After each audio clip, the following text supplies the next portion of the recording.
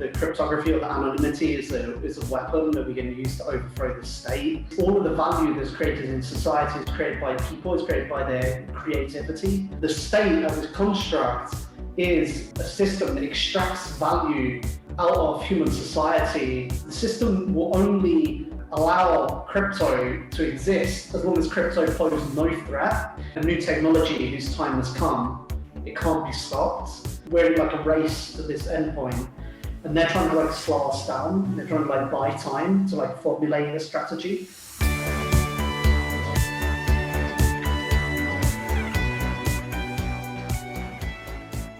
The increased regulatory crackdown on crypto is changing the face of the industry. Compliance has become a #1 priority, and there's less appetite for financial innovation when people are just unsure of how governments are going to regulate that innovation. So it's pushing a whole bunch of players offshore, but it's also pushing a bunch of players underground. So there's this parallel world of crypto in the world of DeFi that's emerging, and it's becoming stronger than ever because it's uncontrollable, it's unregulatable, it's very, very difficult to enforce any kind of ban that might be imposed on this DeFi world. Amir Taaki calls these two worlds RegFi and DarkFi, and he recently put out a manifesto diving into this split. He's a British-Iranian anarchist revolutionary, a hacktivist and programmer, an OG in the industry who has inspired countless people, and he was even listed in Forbes's 30 under 30 of 2014. We're going to dive into Amir's manifesto on the coming crypto storm. Welcome to the show, Amir. Thanks a lot.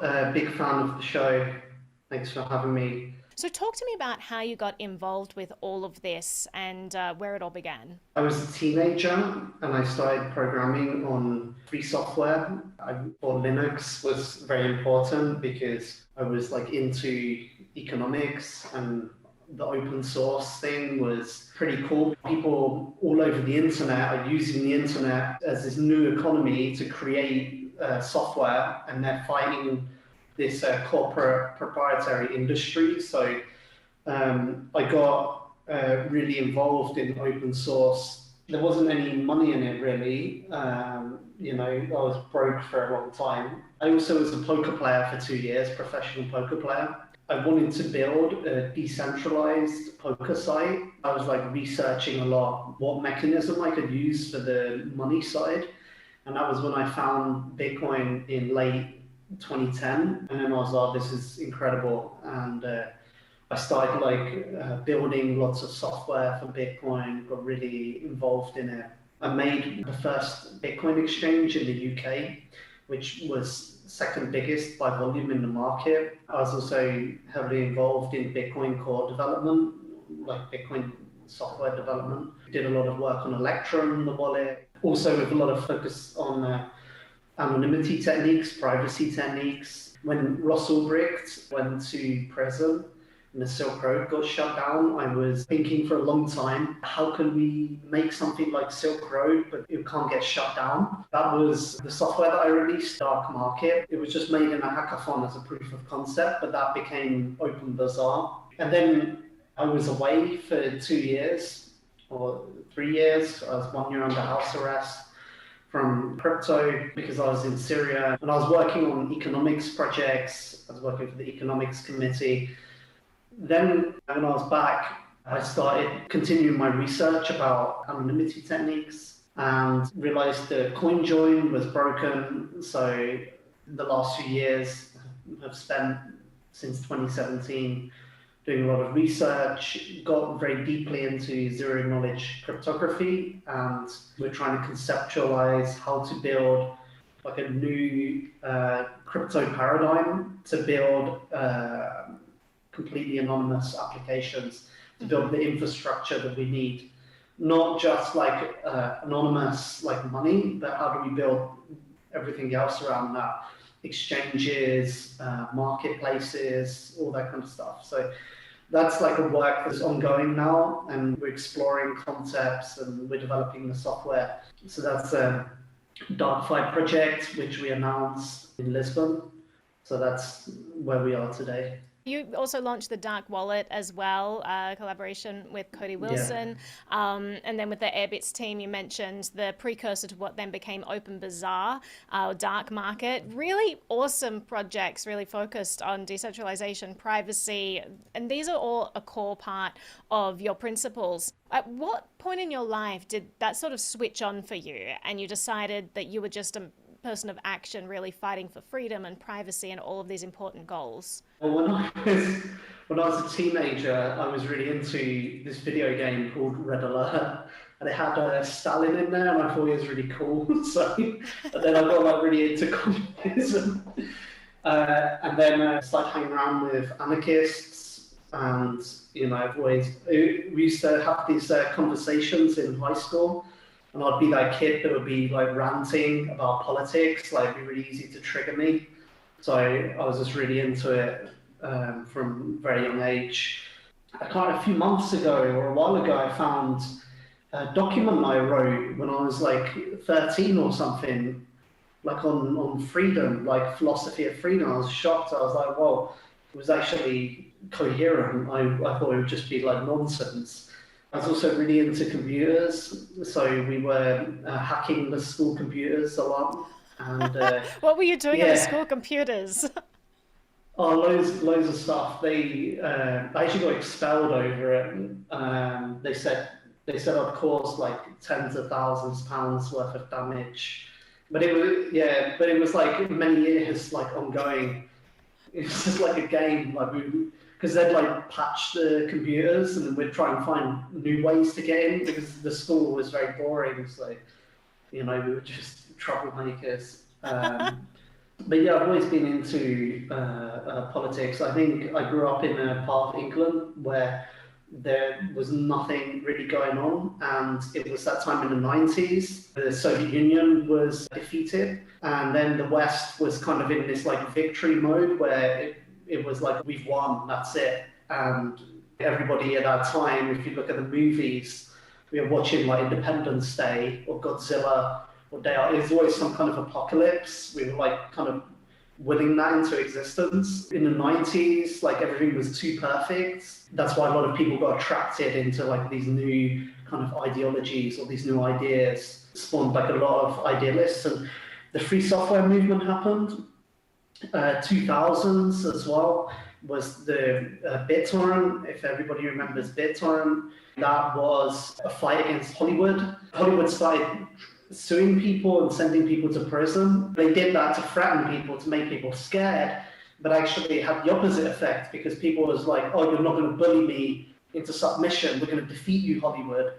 And it kind of radicalized like a lot of people, and the whole kind of peer-to-peer thing became really big. Like you had the Pirate Party, you had like revolutions that happened in countries like Egypt and Arab Spring and Ukraine, Georgia, and they're all about these new swarm ideologies. So that's obviously played like a really big part in Bitcoin and then crypto now.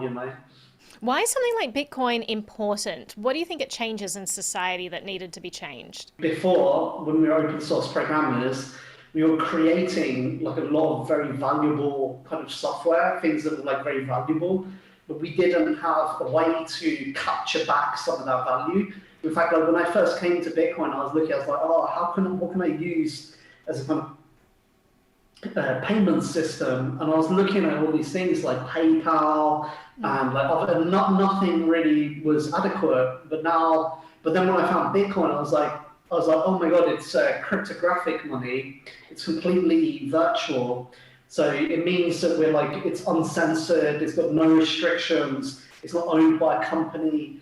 It means I can actually create software, and I can have a way to get money to come in to the activity that we're doing, and we can use that to kind of grow.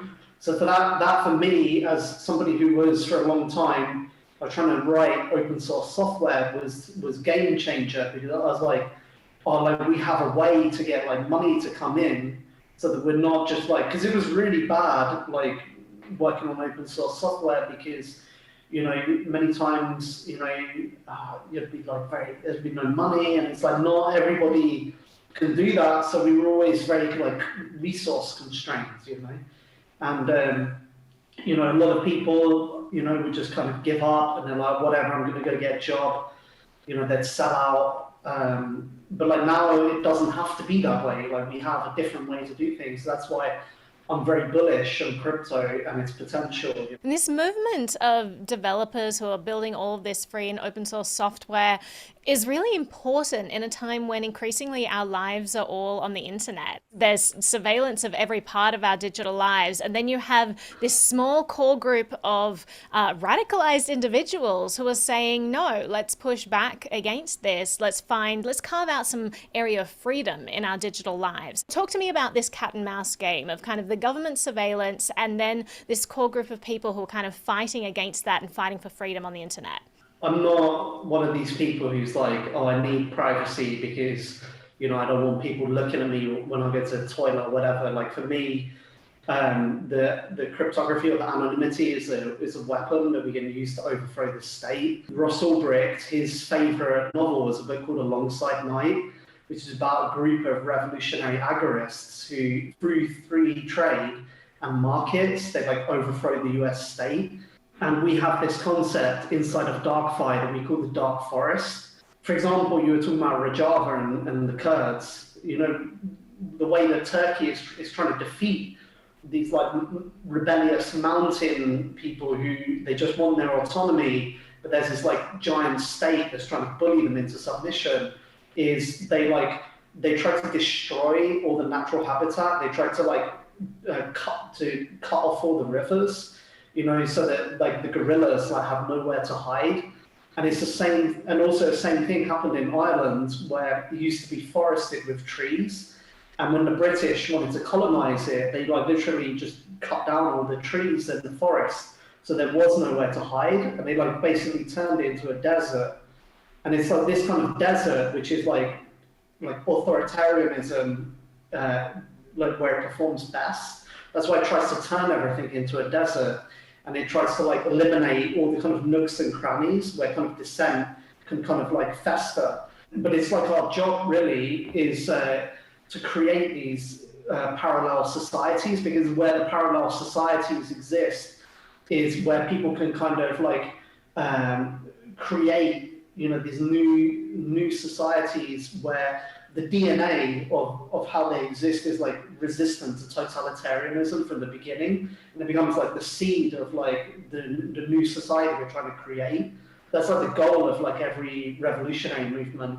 And the agorists, what they believed is that we could use economics as a tool. It doesn't purely just have to be a political struggle, but also an economic one. And that's kind of what Ross Ulbricht, who made the Silk Road, what he was kind of fighting for. That was his belief. If you went onto the Silk Road, there would be the Dread Pirate Roberts, and he would have these reading groups where they would be discussing libertarian philosophy, and he'd put out these little manifestos which would be going the Silk Road and represent the new form of the market. So that was really kind of an ideological mission for those people. So we're kind of part of that lineage of agorists who, now we have much stronger anonymity tech. We have zero knowledge. We have peer-to-peer. We can utilize this to build a new kind of paradigm of technology. So that's kind of our objective. You definitely don't dance around words.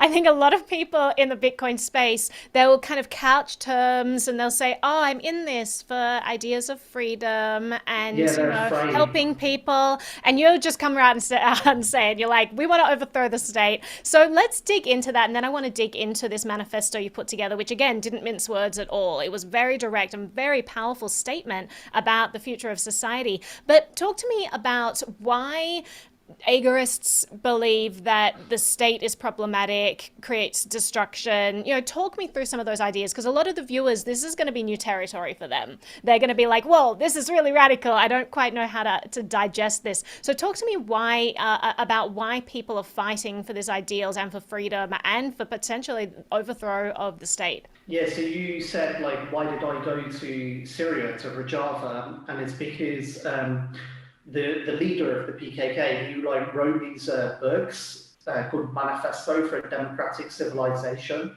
And I kind of I started reading things that he wrote, and I was like, oh, this is incredible. And they actually had like a movement where they ended up like taking over this territory in North Syria. And what Öcalan says is in Neolithic society, human beings, they lived in these tribes, they lived in these communities, they were like roaming around, they were doing hunting, gathering, people began to do agriculture. And just at that point, when we see the birth of the first civilizations, is when there were like human civilization, there were many different branches, and there was a kind of competition to like kind of define like what the kind of trajectory of humanity would be. And as we know, history is always written by the victors. And the first civilization that kind of won out were there was Babylon, and then there was Ur. And if you like look at the art that they have, it's all very nice things about agriculture, about fertility, about nature. And then if you look at the Assyrian Empire, which was the first, which was a military dictatorship, you literally see it in their art, which is like, it's all about war, it's all about like domination. And the Assyrian civilization ended up defeating the other civilizations and taking power and enslaving everybody. And if you actually look up the definition of Wikipedia, on Wikipedia of civilization, it will literally say civilization is a system of centralization, of hierarchy, of taxation, like all the things that we associate. It literally started like back there in ancient Sumeria. It's not to say that history went literally from like free society to more and more domination over time. It didn't. There's been many different swings back and forwards, struggles all throughout history. Like in the time we're living in now, it's like a mix of these two forces that exist all throughout history. What Öcalan calls the democratic nation and state-based civilization. So the state-based civilization. So the whole point is that democratic society or democratic nation is all of the value that's created in society is created by people, is created by their creativity, it's created by human beings, narratives, stories. The state as a construct is a system that extracts value out of human society, and you can characterize the state as having three different branches, which is the military, the priesthood, which we could say today is like Hollywood or media or sports, and the bureaucracy, the system of management. And you could argue, okay, that the state, if some system of government, in how it helped human society to be more efficient, could justify its existence, but that's not what we have today. Like today, what we have is a huge state which is extracting more and more value out of human society. Like before, it used to just be like black people, brown people in Africa and the Middle East. Like literally 2 million people died in the Middle East, so that America could continue to extract more oil to maintain its global hegemony. And if people in the US are going, oh, it's enough, like maybe we should focus more on like at home, like on like what the idea of America as an isolationist power like used to be. But we as we've seen with Trump, who kind of tried to withdraw the deep state, it's like too powerful, it's like too encompassing. And not only that, they're like developing artificial intelligences. And and automated weapons like drones that literally like fly in the sky for hours and hours on end in circles, and they like use AI. They literally just fill the sky with these drones in conflict areas, and then it means that, like, you know, in the past, if things were bad, you could like speak out against power. You could say, you know, this is wrong, and even if that didn't change things, you know, you could go to the courts, you could try to change things through suing people, and if that didn't work, you know, the final thing is, you know, you can pick up arms against the government. So even now, they're eliminating that final power that we, the people, have against authoritarianism, and it's very scary with this automated weapons. And I actually saw the US develop like a new type of missile, which I only heard about it. I heard about it like a year ago, but I actually saw it. I saw like pictures of it. Actually, it's being used like in Syria against like Al Qaeda now, which is a missile which it's literally samurai swords that like slice up a single target. So there was like literally pictures of this guy, and it was like in little pieces, like a bit of his hand, like a bit of his arms, and the whole point is like before, if you launch a missile and make an explosion, there'd be collateral damage. But now they can actually target like individual people with using like AI. They can identify people by their face. They can literally eliminate a single target. As we're seeing with the economy, you might go like whatever, that's like brown people. But like as I said with the economy, before it used to be brown people, black people, then it was Greeks and Italians. You know, now it's like actual like people in the centers of power in the UK, in the US, who are starting to realize that, oh, actually, this system is like, it's impoverishing all of us. There's a huge amount of inflation, and the thing is, they say, oh, inflation, it's good, blah, blah. But the thing is inflation is good for the rich people, because the rich people have their money in assets, and assets appreciate. Like if you have your money in Bitcoin, the Bitcoin goes up. But the thing about dollars is dollars does not go up. Dollars is always depreciating. And where does that money come from? It comes from normal people who have money. So this new like AI weapons tech that they're developing, for me, it's like it's not just something that will be used far away. It's something potentially in the future where you have a total system of surveillance. They have literally weapons that can like eliminate individuals with no collateral damage. And not only that, China has made this system of social credit scoring, where if you're a good citizen, you get like a higher score. For example, if you only associate with good people, not bad people, if you're like early to meetings, not late to meetings, you know, if you have good behaviors, if you volunteer, and they use that to incentivize their citizens to behave in a certain way. We brought China into WEF in the 90s because we said like, oh, China, they've become like more like us, but actually it didn't happen. What happened to China is they just continued doing what China does. And in fact, the West now is looking at China and going, oh, that's a pretty good idea, we should copy that. And that's why now they're talking about CBDCs, central bank digital currencies, that are trying to race against crypto to implement these CBDCs. But literally what the CBDC is like, you know, before you have like banks, you have many banks. Now the number of banks has slowly got smaller over time. All the kind of finance is aggregated in a few large players. But you'd have your bank account would be on like one bank, and that bank would like make decisions about how to allocate credit, and there was some competition between them.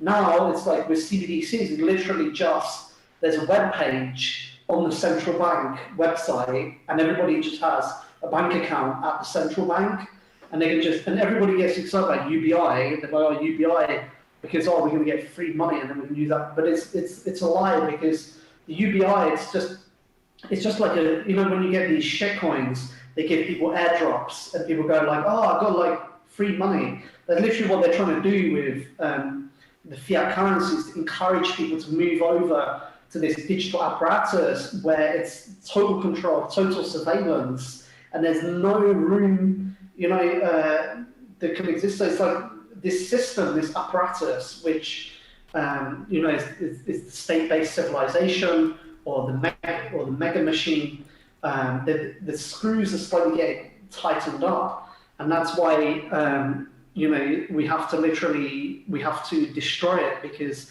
crypto is the other side of this AI surveillance system. Crypto is the ability to maintain our sovereignty, to exist, to thrive, and so we should be using that. Yeah, I think that it was maybe a couple of months ago that someone of the central bank in England started talking about how exciting the programmability of crypto is in terms of a CBDC, because they could, exactly as you said, start incentivizing certain behavior. Maybe they will freeze someone's money if they're spending it on the wrong things that they deem, unacceptable things. Maybe they can guide behavior, and this complete control of this crypto system that they're creating, this government controlled crypto system, is very scary, and it's really the antithesis of why crypto was created. The point you brought up about war, it's so intrinsically linked to the crypto movement.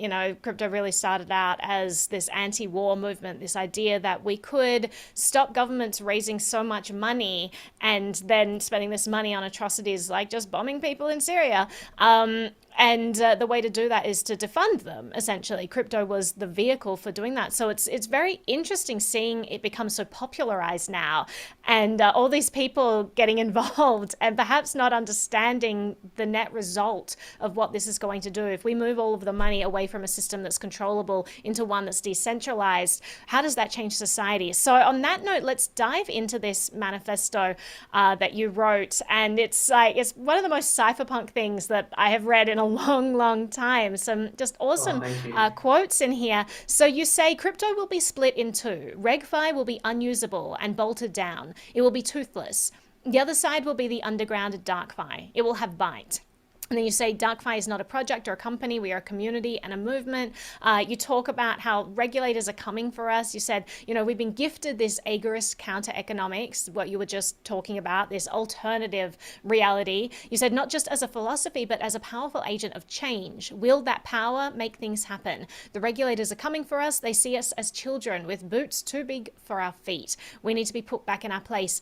So let's dive into all of this. Let's dive into this idea of the bifurcation of the crypto world, because we are seeing this, Bank of England, centrally controlled CBDCs that will incentivize certain behaviors, completely surveil everything that you're doing, control all of your assets, be able to freeze them. And then you have this movement that's been pushed further and further underground, this, unregulated area of crypto, this completely decentralized area, this DarkFi, as you talked about it. So, walk me through this manifesto, this idea of this split. Right now, if you kind of look, especially in kind of bull markets, everything becomes very frothy. A lot of money starts to flow in.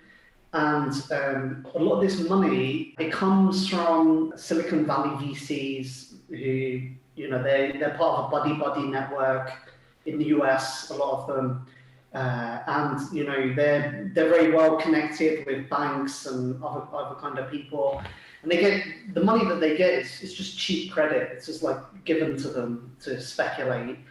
And, they pump it into crypto projects, and crypto projects, you've got these devs who, they're maybe very talented, and they're working hard on a project, and, they're like, oh, we need money. So what do? Is they give a slice of their project to these VCs who, they've got loads of cheap fiat because they're part of this old boys network.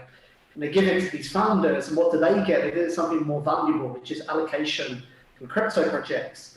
So you've got these VCs who are using this power of the state in order to, as leverage in order to get power over crypto, and you've got all these crypto projects which they're all basically rooted. They've got VCs with their tentacles in them. And they all act and think in a certain way, and they start influencing all the crypto projects. So they're like, oh, you can't say that, you can't do that, you have to present yourself in a certain way. And people just start to conform, people just start to go along with it. And the consequence is it kind of loses its originality, it loses its edge. you kind of have this really popular solar punk aesthetic in Ethereum. If you literally just Google it on Google Images, you go to solar punk, or like I should maybe say duck, go ahead. If you duck, Right. if you look at it, it just looks like Dubai, but with like a bit of grass on top. So it's like we didn't actually change anything. We still got like the same kind of like giant mega cities built by states, except now there's like a bit of grass on top. So that's like the political vision for that kind of side of crypto. Is that like they're like, oh, everything's great. We just want to make like things a bit nicer for people.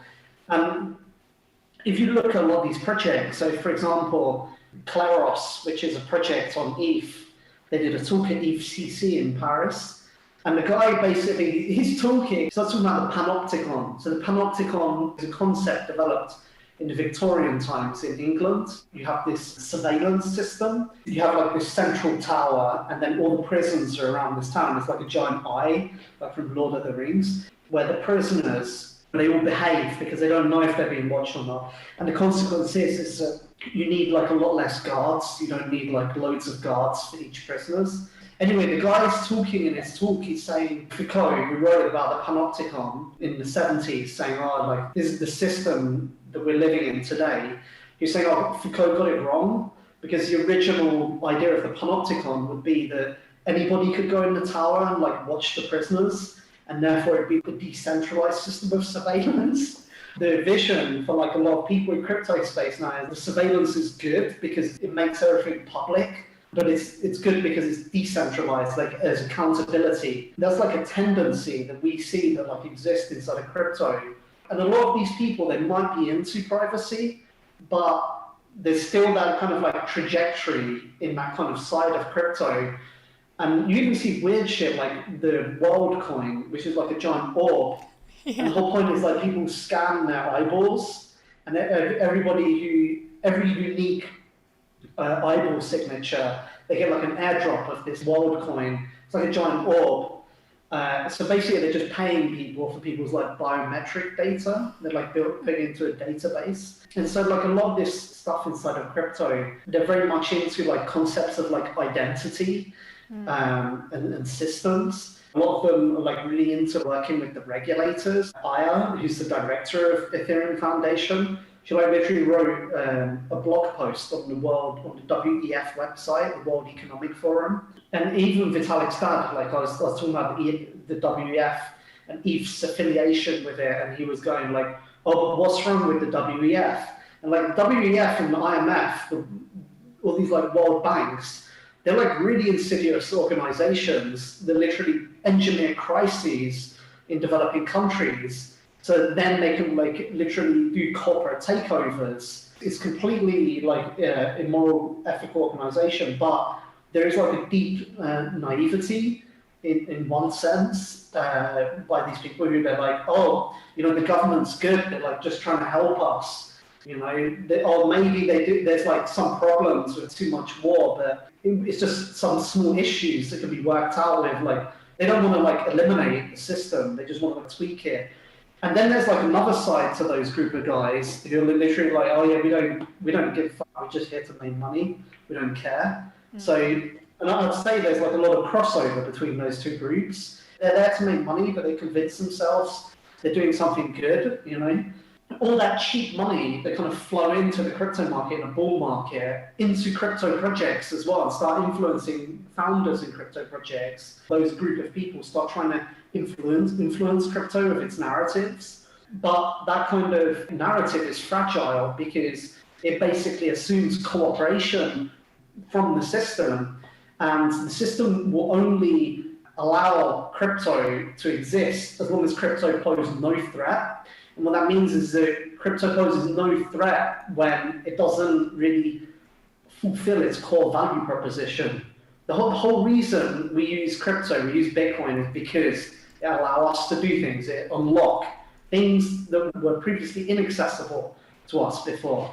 That's why crypto is incredible, but we haven't unlocked the full potential power of crypto. And so as soon as crypto starts to step on the toes of those regulators and they push back, then the other side of crypto, which is our side, we point to that, we say, look, this is how they respond to our legitimate demand for our self-sovereignty. And so the more that like crypto fulfill its core value proposition, the more that the mask of the emperor kind of come off. The idea of DarkFi is to kind of initiate that kind of direction forwards, because the whole space is kind of lost right now. I was literally on a call with a guy from the SEC. It was a call about crypto law. There was a guy from the SEC. There was a bunch of lawyers there. I was there. I was talking about crypto's potential, how it can like undermine the system. And the guy from the SEC, he literally said crypto have two choices. He started talking about these auctions, antiques, and collectibles. And he said if crypto wants to be like that, then there's a place for it in our world. But if crypto is going to be this other thing, then it can't coexist. So that's essentially the message that they're giving to us. I mean, how do they plan to enforce that? I mean, that's the big question that I have. To take a step back, you're talking about VCs entering crypto. I see that there's tremendous value in people pouring resources into it. You talked about like your entrance into the space. Resources were super constrained. The fact that we have all this money piling, we can fund developers that will build our decentralized future is awesome. But I definitely see what you're saying about this changing narrative, about this kind of shift in the culture that comes along with all of these vested interests piling in. In terms of the VCs, there are like crypto native VCs, which are kind of core, and they get it, they get what crypto is about.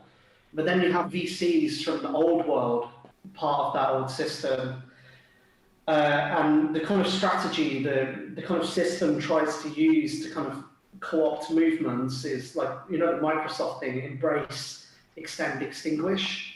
So it's like, they embrace some part of crypto, because, for example, if they're trying to go like, anonymity is bad, or maybe they won't say like anonymity is bad, but they go like, you need to KYC the nodes, so doing the mining, the staking, and so then there'll be some anonymity projects who like go along with that, and they're like, okay, they're okay.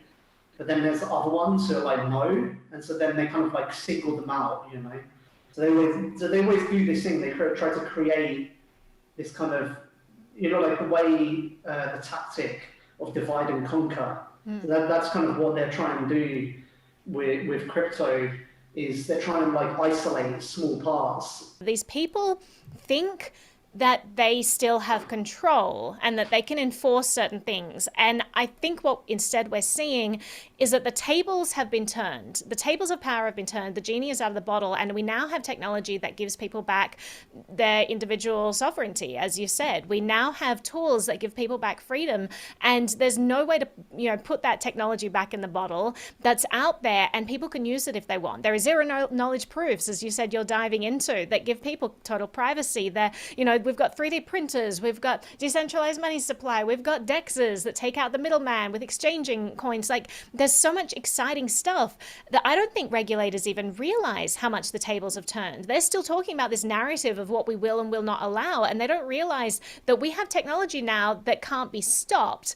And there is no, they can say whatever bans they want, but how do you enforce those things? Individuals can write code, individuals can use code. How are you going to enforce a system where people no longer have access to this freedom enabling tools? So dive into this DarkFi project that you're working on, dive into zero knowledge proofs, all the research you've been doing there, and this incredible power that people now have that you guys are trying to harness. All throughout history, there were new technologies that were made, and always a new technology whose time has come. It can't be stopped. So there were people who kind of wanted to put the genie back in the bottle, but it was kind of too late, as you said. But they had to be dragged kicking and screaming into the future. We just have to kind of push with crypto, and we have to say like, no, this is like, we're in like a race to this endpoint, and they're trying to like slow us down. They're trying to like buy time to like formulate a strategy. Situation now is very different to 10 years ago when Bitcoin first came about. The cryptography is on a new level. All of the best cryptographers in the world all work in cryptocurrency. There's no cryptographer that doesn't work on cryptocurrency now. not only that, a lot of these guys all throughout the 90s, and 2000s, they were just like people in a university. They didn't have much money. Now the cryptography departments in universities, they're like flooding with money. There's like loads of money going in. They have, like, everybody has resources to do their research, and the level of development in, for example, blockchain algorithms has evolved massively in 10 years. The level of development of all different cryptography primitives has evolved a lot. There's a lot of stuff we can do. For example, one of the projects I did in 2014 was something called DarkLeaks, which was an information market where you could basically put a document on the internet and prove that the veracity of the document is what you were claiming it is. And then there would be an auction for that. But the system was kind of primitive and awkward. But now with the cryptography, you can make something that's amazing. You can have very functional smart contracts that are completely anonymous.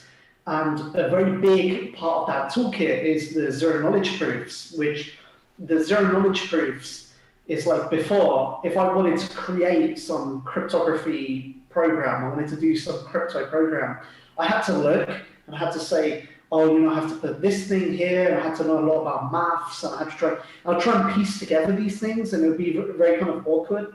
And then like maybe, it would be like slow, or, maybe it would be like very difficult to make or something. With zero knowledge proofs, we now have a generic toolkit where a programmer doesn't have to know advanced cryptography or math. They can just write code like a normal programmer, very basic and very easy code to write, and they can create a huge number of different anonymous applications. You can create markets, you can create anonymous money, you can create voting systems for DAOs, for governance, you can have peer-to-peer markets, loads of stuff, everything, anything you can imagine. And what this does is, there's a door, there's like a new door, and it opens the door to an entirely new design space, which before was not possible. And when we combine it with all the other stuff, like I was talking about new blockchain algorithms, other cryptography primitives, it's like, this is a new paradigm of computing, which nobody's touched yet. We're still in a very early stage. We're developing a generic layer one for anonymous smart contracts, and we're going to build applications on that layer one. And we have zero competitors, like we have no competitor against us. There are projects working with zero knowledge, developing layer ones or layer twos. However, they've got heavy VC funding, heavy interests. They're steering the direction of the software that they develop. They're always going to be limited in what they can deliver to their audience. And anybody who's interested in this topic should read the synopsis by the Open Bazaar guys about why Open Bazaar failed. I made Dark Market, and it was a tool of freedom. The Bitcoin community at the time was very different to now. At the time, there was all this Bitcoin Foundation stuff. People would come up to me and go, Amir, you're a developer, but I'm an expert in marketing, and you're not marketing Bitcoin properly, blah, blah. So everybody in Bitcoin was always like really into big banks and regulation. And we were like the minority voice, the like crypto anarchists. It wasn't like that in 2010 or 2011, but something changed in 2012, 2013, and 20. So that's why with Dark Wallet, we were like drawing a line in the sand against all these new people that were coming in and trying to tell like the old people like how the show should be run. They were like, and it's the same thing like, we were talking about earlier where he said like, oh, these crazy anarchists, they made this like really cool plaything. But if we can just get it out of their hands, we can like get mass adoption, that's always the way you get mass adoption. So we get the normies on board, and what do normies want? They want it to be like regulated and official, like from some big corporation. Does it matter that the narrative is different if the underlying tool still gives people the same financial freedom? Like, how does that narrative perhaps compromise? Yeah, it massively matters. So, yeah, what happened with Dark Market is there was a petition on Reddit to rename it from dark market because the name is scary, and they wanted to like name it to something better. So that's where the Open Bazaar guys like took over, and they emailed me and go, oh, can you change the license? And then they took all this funding from A16Z, which is like a big VC firm in America, run by like all these like, you know, Silicon Valley guys. And then they were like, well, you have to like make sure that like there aren't criminals on your network. And so they started implementing all this censorship tech, like filters and stuff. And to answer your question, yes, it matters massively, because this was the problem with Bitcoin, is that everybody was like, oh, Bitcoin's finished, it's perfect, like we don't have to do anything. But it's like, no, the software always evolves. There's always like interest and shape, like the features you put in it, the ecosystem around it, and the things that you're saying is going to attract different kinds of people. So if you're saying like, you know, we have to fight to protect the system, blah blah, you're going to push away people who they think differently. We're building a social structure here. We have to realize that, you know, the developers, the community shape the software. So like, what kind of community are we trying to create? What are the values or the narrative that we're trying to create? And that's why I started talking about the Ethereum thing, where it's like, you know, they're inadvertently building censorship tech because of the story that they tell, you know, and they end up like serving the agenda of power. Like we talked about social credit scoring, like it's like not inconceivable that like blockchains become like a news. I mean, imagine if you had like your credit score, your social credit score on a public blockchain, and there was like no way that you can change it. You know, it's like nothing, just like an algorithm that runs. You know, like determines your future. It'd be like a prison. It's like it could also become like an authoritarian sort of like power and control. You know, that is one aspect of crypto that, you know, we're contending with. But the other side of crypto is very liberatory. We tell stories to each other, and I said the zero knowledge and cryptography is a door that's been opened. It's like we've gone into that, we're going into that door now, and there's entire like space that we can explore. And the thing is, like all throughout history, there were these big like shifts in paradigm, and the idea of science is like as going in these like little steps each step of the way.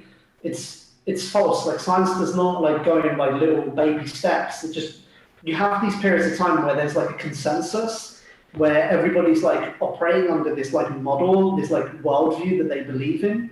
But then these like paradoxes start to emerge, or people start to like bump up against the limit of the current dominant paradigm. And there's always like an opposition voice, like small opposition voices. And it's like when these like paradoxes, you know, start to reveal themselves, that suddenly there's like this big conflict, and then there's like a shift over to like a new paradigm, and a new consensus develops. And that's kind of like how all kind of social political movements are similar. You know, like the American revolutionaries, the Irish revolutionaries, like all of them throughout history start off as a marginal oppositional voice, but it's like take a few small paradoxes at the beginning and create this feedback loop where they go, look, we told you this is what's happening, and it suddenly starts to spiral out of control, and the mask comes off, and everybody starts to go, wow, like this is the reality. And it's kind of like what we're living in now. The Soviet Union in the 90s, just before it broke down, like people were like, they could see that the economy was failing. This is all falling apart. We can see it in front of our eyes. And they were like watching television, where television was going like, no, everything's perfect, you know, blah, blah. We just invented this new thing. Oh, everything's going great.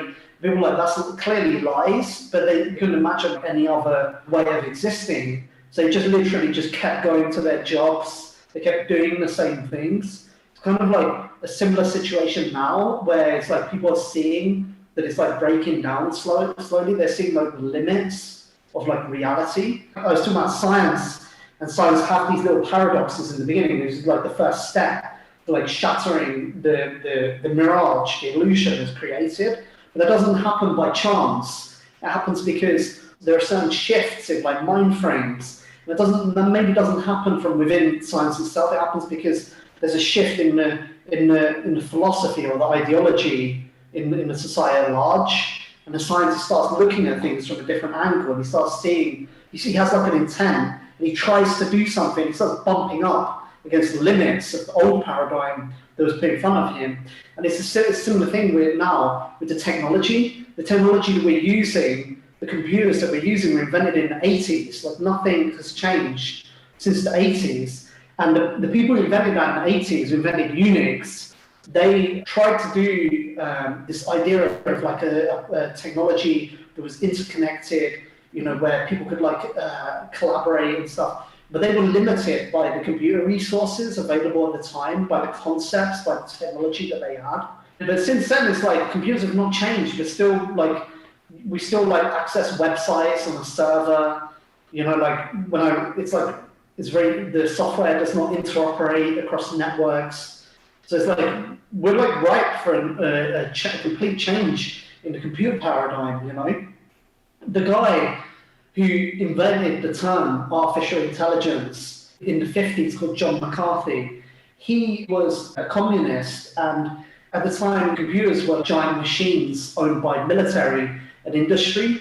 And he said, what if everybody had access to a machine? What if using a computer was as simple as like plugging something into the wall, like an electric utility? What if everybody could have access to computers?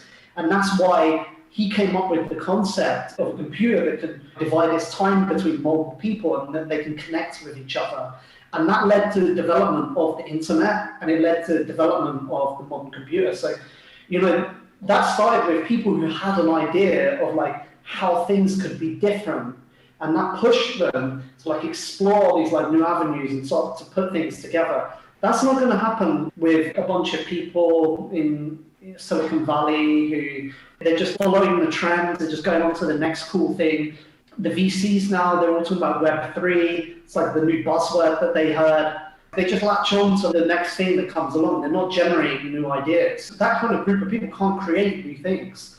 Whereas the original people who created cryptocurrency, who created the crypto anarchists in the 90s, the crypto people, Satoshi, the crypto people in 2010, 2011, the agorists, the sound money people, the Austrian economics people, the free software hackers. Those are the people that are going to drive the technology space forward. Not like some big corporations who they indoctrinate. They don't have like any ideas. They can't see how to do things different. So those are the people that I'm interested in. People that have ambition, have direction. You know. So it's like we're like telling that narrative, that story. Like let's chip in. Let's realize this thing. You know, and that's the original idea of what crypto is meant to be about. That's why we all came into it. That's why we all came here. Although it's good to remember, you said yourself, you know, there are different types of VCs. Yes, there are some real bad eggs out there, but there are some people who do get it, and they are pouring a bunch of money into making sure that we realize this future. And a bunch of people who made a ton of money in crypto itself because they were early adopters who are then putting that money back in and investing in making sure that this innovation continues. Institutional VCs. That's right, exactly. Yeah, we'll use that one. But so you said DarkFi is kind of this base layer for anonymous applications and smart contracts. It's going to be multi-chain interoperable.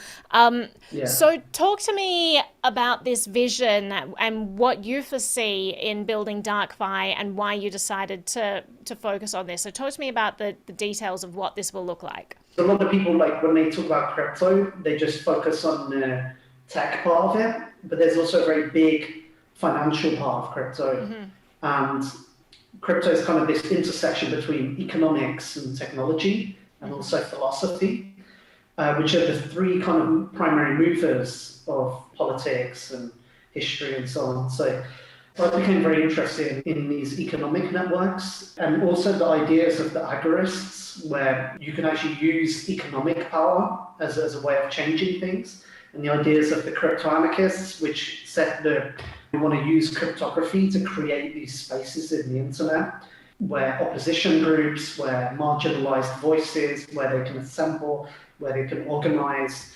I also started to become very heavily interested in DeFi and all the kind of like innovation that's happening around there.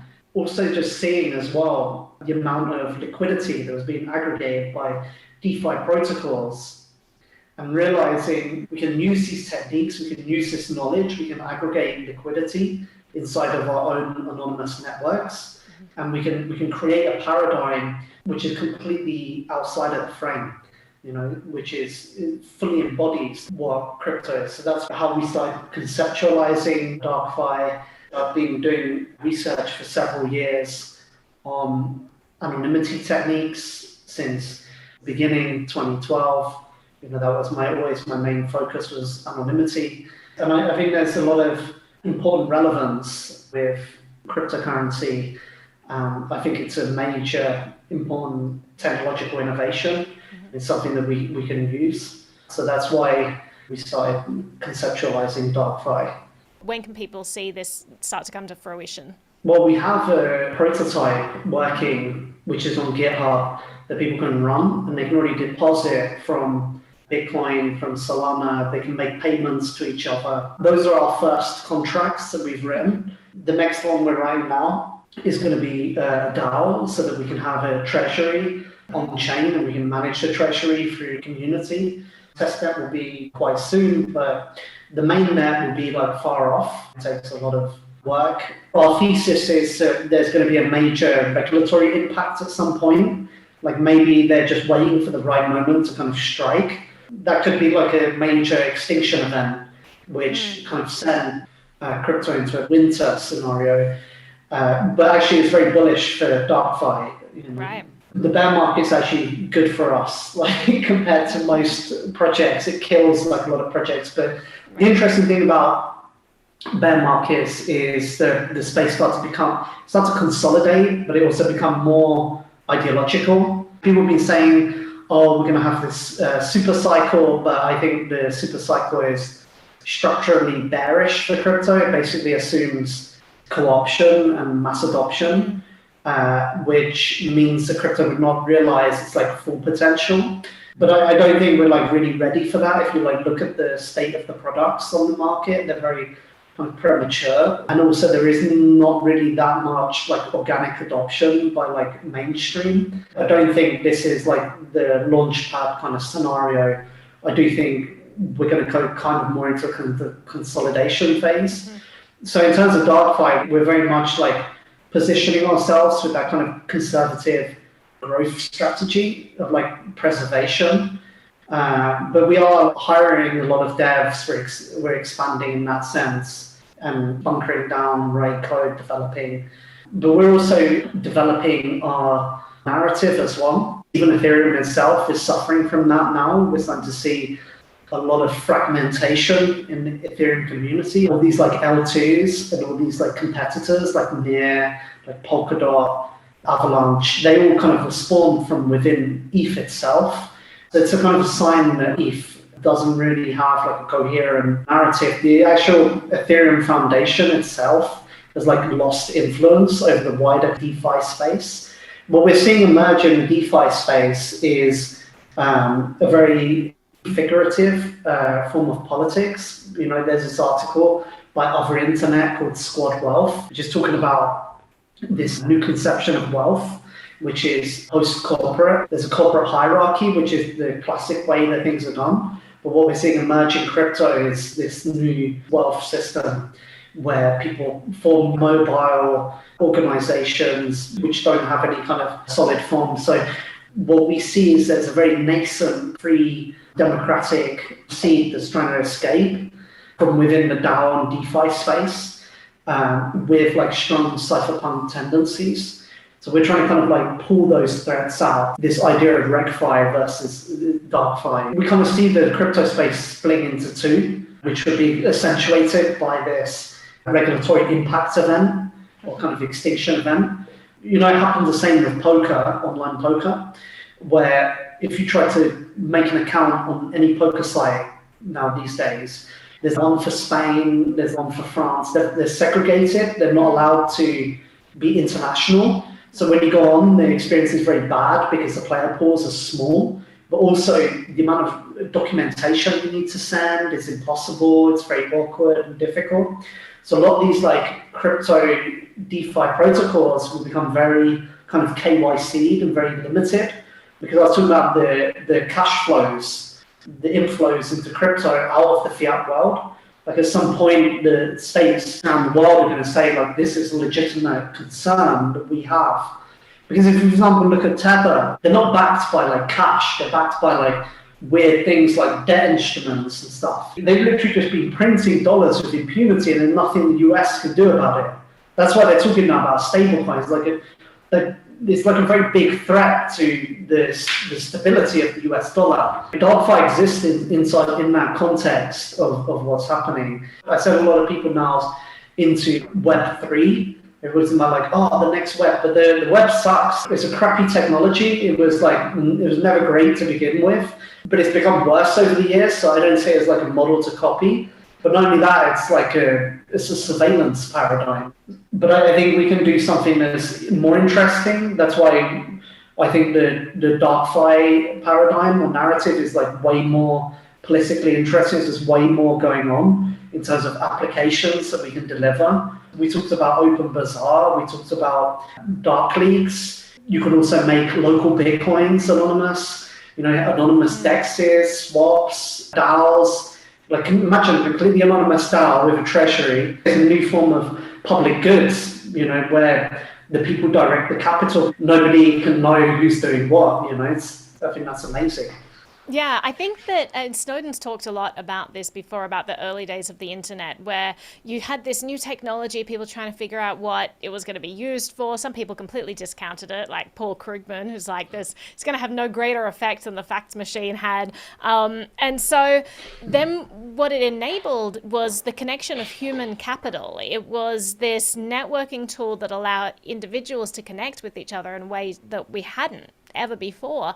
And so the promise of the early internet was incredible. It had such potential because when you have humans collaborating and joining and sharing ideas and building, there's so much potential inherent in that. And then he talks about how this was co-opted and sort of created, what you're talking about, this surveillance apparatus, this completely monitored tool, this controlled tool, this tool that's censored, and it merged into something different. And so it seems like, DarkFi is kind of getting back to this early idea of just individuals being able to, of their own volition, enter into contracts with other people, enter into agreements, connect with others in a way that perhaps isn't subject to censorship, isn't subject to surveillance in the same way that the internet is. So it's kind of like almost fulfilling the promise of what the early internet might have been. Yeah, Tim Berners-Lee, he said when he made the web, he imagined it more like Wikipedia, where everybody would like edit the web pages. He didn't imagine it like now, where everybody goes on YouTube. There's like 4 websites that everybody just goes on all the time. And he didn't imagine it as these like giant platforms. Imagine it more like decentralized. Everybody would be like editing other things or sharing info.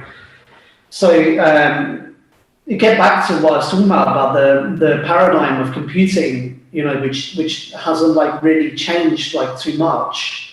But we can create something that's new. The whole point of the technology is like we had this thing in the post-2000s with BitTorrent where, it started out with people going, I want to download music for free. But it wasn't just about like not paying. It was like something bigger than that. Free access to information. It literally became the cause. People started making political pies about it. People were willing to go to jail to fight Hollywood. Being like, no, it's like my right to information, to freedom. And then we got literally revolutions. People overthrowing the government in Egypt, in Ukraine, in Georgia, in Kyrgyzstan. It actually caused people to actually move and do things in the real world. And that's one vision of technology, which is a vision of technology which empower people to do things, to change things, give people their sovereignty and their freedom. There's another vision of technology, which is the vision of the mega machine apparatus of the state-based civilization, which is literally all this stuff about surveillance, about accumulation of power, about centralization. That's the logic of the system.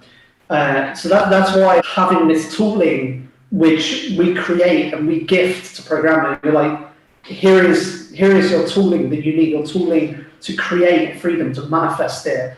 Literally, let's call it into existence. Let's, all of us smart people, start directing our mental energy and let's conceptualize this thing. Let's bring it into existence, you know. That's happened many times before in the history of technology, in computing as well. A lot of the people that invented the internet, they were visionaries. If you look at the videos of Donald Mickey or John McCarthy, they were like, oh, we're going to create human freedom through this power of computing. You know, Ada Lovelace, she was the first programmer. She wrote in the 1850s, literally 150 years before it would happen. She wrote that this concept of the computer should be in everybody's home, that people would make music and art and stuff on the computers. Everybody else, they didn't understand what the computer was capable of.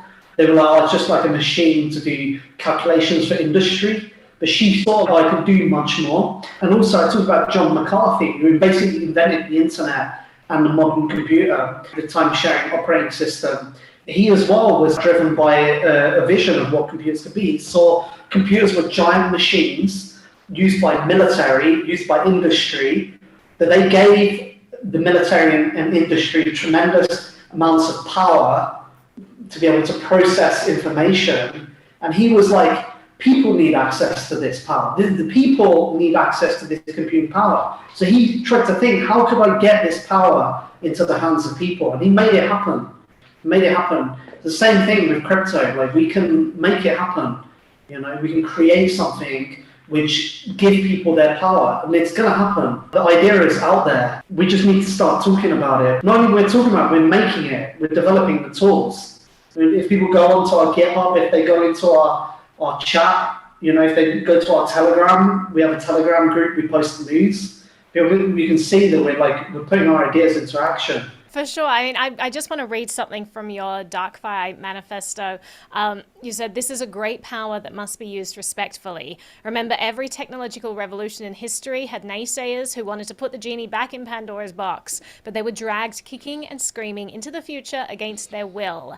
There are no judgments or edicts being made here, just statements of reality. Take it or leave it. This is what will happen. Welcome to the agorist future. Let there be dark. It's just such a powerful way to end that. Kind of sums up nicely all that vision for technological innovation and creation and harnessing human ingenuity that you've been talking about. A lot of the early Bitcoin people, they were agorists. 2010, 2011 on the Bitcoin talk forums, every day there was people posting, we have to destroy the Fed, about agorism, like non-stop. We want to bring that energy back to crypto. Agorism as an idea was so central to crypto in its founding, but it's kind of dropped off the wayside, being kind of forgotten about, but we want to bring it back and we want to infuse it with new ideas. That's why we're also publishing a journal, and we've invited key thinkers, like philosophers of technology, like Nick Land, Gaia, Ray Brazier, really smart guys, to contribute to this journal that we're publishing, which we're gonna send out to build our voice within that kind of community of people. I mean, I've been speaking about this for a long time. When your manifesto came out, I was like, yes, he just articulated the thing I've been trying to articulate for like a year, where you're seeing this clampdown and regulation, and it's like, well, what's the end game? Because the technology itself can't be controlled. So the end game is that you end up with two iterations of what this technology can become. Half of it is becoming increasingly regulated. There's all of this surveillance. There's all of this control. There's a lack of innovation and flourishing because there's no freedom to allow that flourishing. And so that innovation is being driven to the dark side of things. DarkFi, it's being driven underground in an area that's decentralized, can't be controlled. And that's the future that we need to be investing all of our energy in. Yeah, you know, Ross Ulbricht, he listed his NFTs, which are pretty cool prism drawings. And so there was a bidding auction for the NFTs. Somebody set up a free Ross DAO, which was a way to pool capital in this DAO, which would then bid on the NFT. And then afterwards, the goal would be to fractionalize the NFT, so everybody had partial ownership.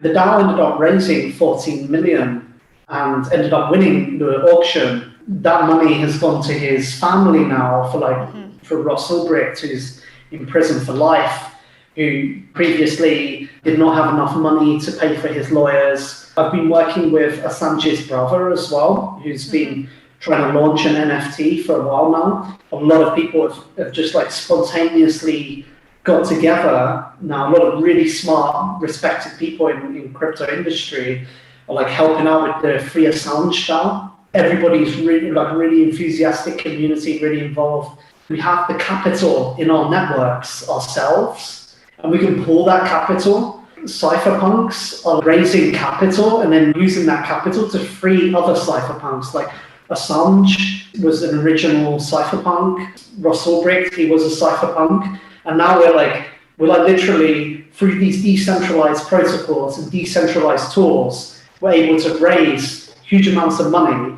and then the community who's in charge of that capital is able to direct it to like make things happen in the real world. And as I said, this is only beginning, and that's all done on ETH, where everybody's identity is public. We bid on the Free Ross NFT. We put money into the DAO, and our investment 10x. So it's like it actually has value. They're like historic artifacts. Russell Brick's drawings. They're pretty cool drawings from like everyday life in prison. Like historic. People is able to like form these groups, these like syndicates or squads, and they're able to act together in a collective way to accomplish something big. And it's testament to the kind of power Free Ross DAO was able to raise 14 million. Maybe the Free Assange DAO raises like a lot more. But that's done on ETH. Imagine if we have anonymous protocols and we have anonymous DAOs, and people are able to pull capital anonymously, and you've got a community of anonymous voters able to direct that capital towards things, able to coordinate together. You know, we've only just really seen the beginning. Like none of this has been like materialized yet, where, you know, we've got these like anonymous economic blocks in the internet, like coordinating through, you know, all these different like protocols, like wealth mechanisms, economics. I was talking about being a free software developer in the past, and like being broke, and like Bitcoin kind of has that problem now. Privately, I've spoken with devs now who are like slowly stepping down or winding down their involvement in Bitcoin because like literally no money to pay them. My friend Eric Voskill, he made a Bitcoin node that syncs in 15 minutes, like a full node, but he can't get like investment, which in the rest of crypto is like really easy to raise. So we have this like tokenization mechanism now, which allows us to like capture value and like feed that value back into networks. It's a very powerful tool because when you tokenize something, for example, if I pay you for something, that's like a transactional relationship. But if you have like a share of something and you own that share, you have ownership over that protocol, over that thing. Now we're like creating these digital infrastructures, like everything's digital today, but like now we're creating these digital infrastructures, and it's not like there's a producer and a consumer that are separate. It's like, no, they're one and the same. The community is the owner of this technology. The ideal of a good token distribution is one where it's widely distributed throughout the community, not in a few big whales who like own like the majority of. Sadly, there's a lot of bad distribution, and so the community is the owners of these technological infrastructures. And, you know, it confers on them governance rights, so they have the ability to make major decisions or to like steer the direction of the protocol. So the protocol is not owned by anybody, it's owned by the people essentially. And then also you can use that to create incentives or disincentives to have a network that has interesting characteristics that operate in certain ways. So for example, my friend Harry, he made NIM projects, which NIM is like an anonymity layer, because we know that Tor is broken.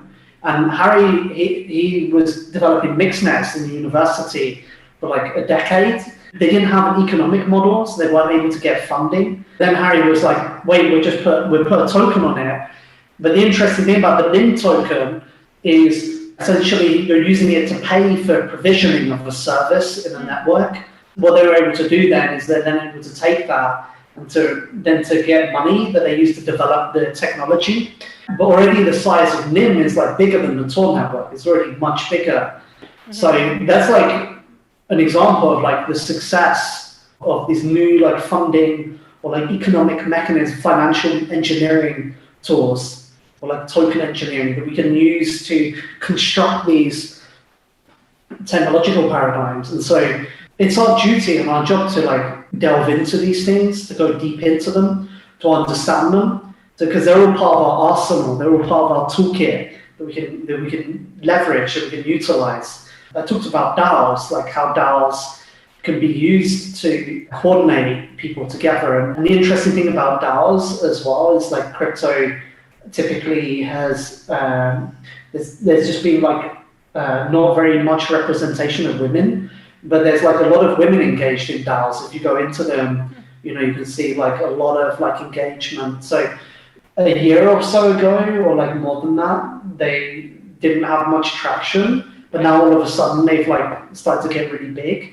So there's a lot of thinking in this space, not only around economics, but around political tools, like how can we together coordinate? I was also just like 2 weeks ago in Lebanon. The economy's collapsed essentially. When you change 200 euros, you get a stack of Lebanese pound that big, and you have to like put it in a bag, in like a backpack. When you're at a restaurant, you're counting, it's like some ridiculous number. Oh gosh. But all the exchange shops, they're all dealing in USD Tether.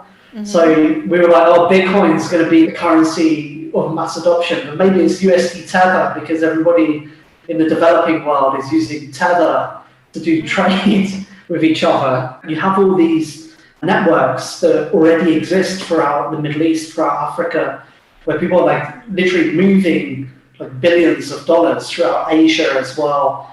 The level of sophistication that the crypto space has reached is way different to 2013. And there's all these flows of capital all through these networks, you know. So what that's happening now is it's creating a new group of people in the crypto space. And these people, like, they have access to like wealth, and they're ideological as well. They come from crypto. That's what I was talking about, like crypto native people, you know. This money is like, it's going around these networks, and, you know, as you said, like the system, it's like going to come after it at some point. It's going to want its tax. It's going to be like, I want a piece of that. All the kind of crypto companies, they're moving out of the mainland, they're moving to offshores. FTX just left from Hong Kong, they've gone to Bahamas. Now Binance has just gone to Dubai. So already they're pushing us out bit by bit, and we're like becoming more marginalized. DarkFi, like we're based in Switzerland. There's not going to like sustain forever. At some point, like US is going to come after Switzerland. And Switzerland already caved once before, you know. Yeah. Dubai just cares about money, you know. Like they literally don't give a fuck about crypto. They just care about money. So we're going to have to come up with other solutions, you know. And part of what makes crypto is our ingenuity.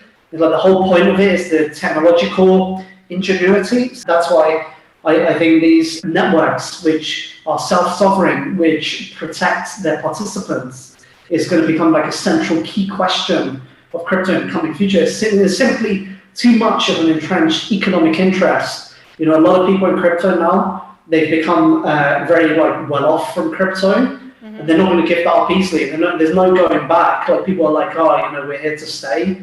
We want to keep building. We've got a different conception of the world, and we're using this technology to create this new political paradigm, this new economic paradigm. You know, we have the AMMs, the markets, the DEXs. That's all real, you know. Like if you go onto any exchange now, it's like it all wants you to KYC to be able to use it. But I can literally go on to Uniswap or Sushi or whatever. I can trade. If I've got my reserve in USDT and there's a guy and he wants something else, he wants Bitcoin, you know, I can go in through Solana, where it's like basically for free, and I can trade it. And people go like, oh, Solana's like centralized, but it's a no KYC network that I can tap into, and I can use it to like move money from A to B. Crypto has changed fundamentally because 2011, there was just Bitcoin, and then, you know, started to pop up like all these like shit coins and altcoins, and then Monero came about, and there was Zcash, and then Ethereum as well. Then Ethereum, suddenly there was all these apps and stuff.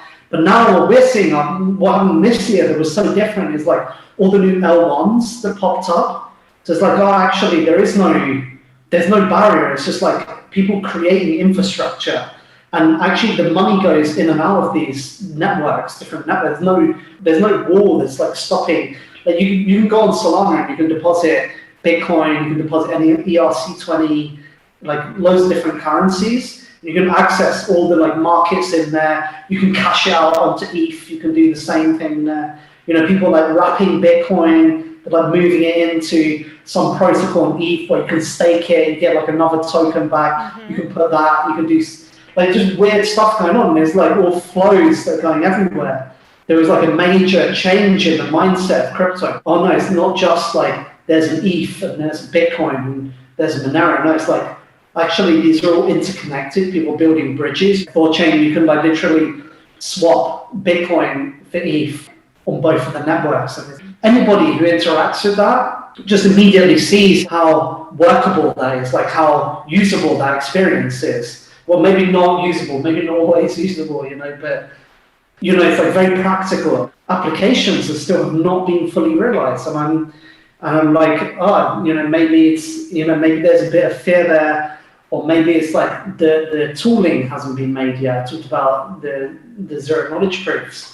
With DarkFi, we don't need anybody else to come with us. We're creating the tools that we need to build the applications that we want to have. But obviously, it'd be better with a community of people, alongside us, sharing in the gains or the wealth as well, and also other groups of developers chipping in. So it's not just one group, but it's a diversified ecosystem. It makes it harder for us to be stopped. With crypto, there's going to come some like events at some point. They're going to put this as the central question. We will be ready. We'll be well prepared to like make use of that, to like show to people like, here is everything that we need to like go. Here is the narrative that explains things that we've been talking about for a long time. The ideas, the concepts. We're even developing an aesthetic. Well, I'm really excited to see what you guys come up with and to watch all the progress.